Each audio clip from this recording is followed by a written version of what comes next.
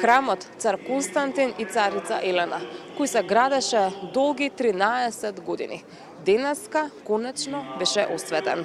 Новиот духовен дом, кој со својата убавина и архитектонско решение веќе е украс на градот, денеска ги собра верниците на едно место.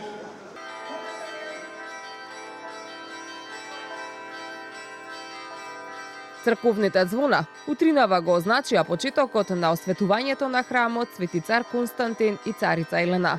Во срцето на Скопје блесна нов духовен дом. Чинот на осветувањето го извршија архиереите на МПЦ, предводени од поглаварот господин Стефан.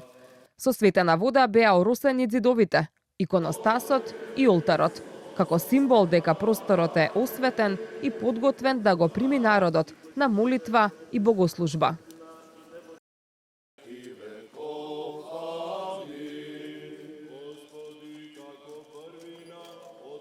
Овој документ, повелбата што се прочита, ќе ја ставиме заедно со светите мошти во престолот, како документ во кое време е граден храмот, кој го градел, кој го украсувал, кој е ктиторот и кој го осветиле.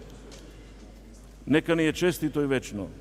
Набрзо дворот на црквата се исполни со верници, а црковните порти беа притесни да ги соберат сите присутни.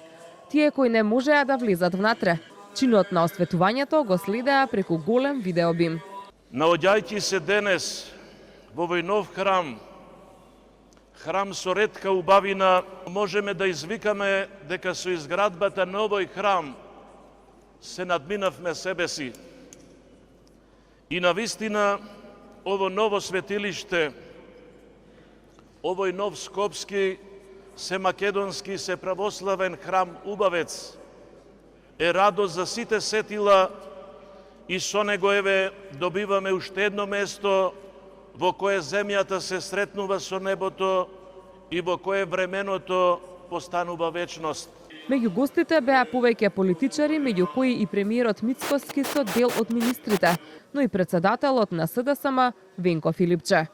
Молитвите се измешаа со радоста на верниците, кои со години го чекаа овој радосен ден. А мирисот на темјан уште оддалеку издаваше дека овој неделен ден е голем празник за македонските православни христијани. Црквата е прекрасна, моментот е убав и секојаш така да биде македонскиот народ сплотен и секојаш да се радува на убавите работи. За мене беше посебна радост, затоа што јас имам два сина, едниот си го крстив, Константин. Нашата вера си ја почитувам. И другите. Ми прави радост како не, да. У самото православие, мислам, не само на мене, него на целиот македонски народ и сите православни ни се светот. Ќе доаѓате ли до новата?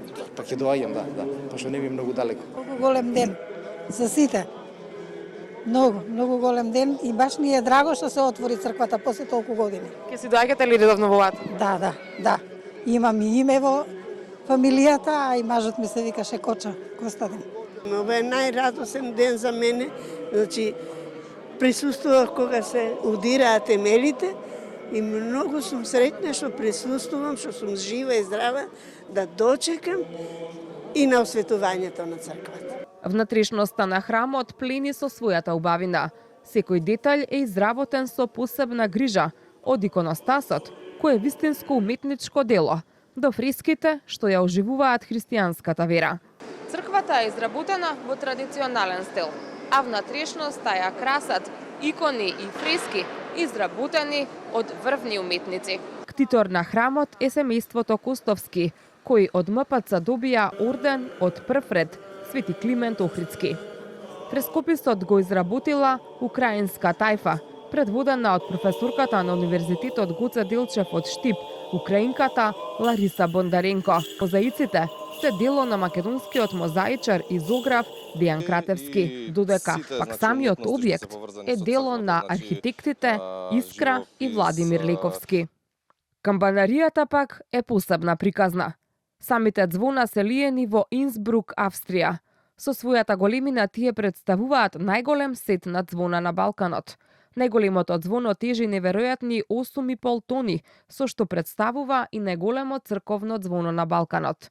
На едно од звоната стои надпис: Боже, чувај ја татковината наша света македонска и нашиот благоверен народ.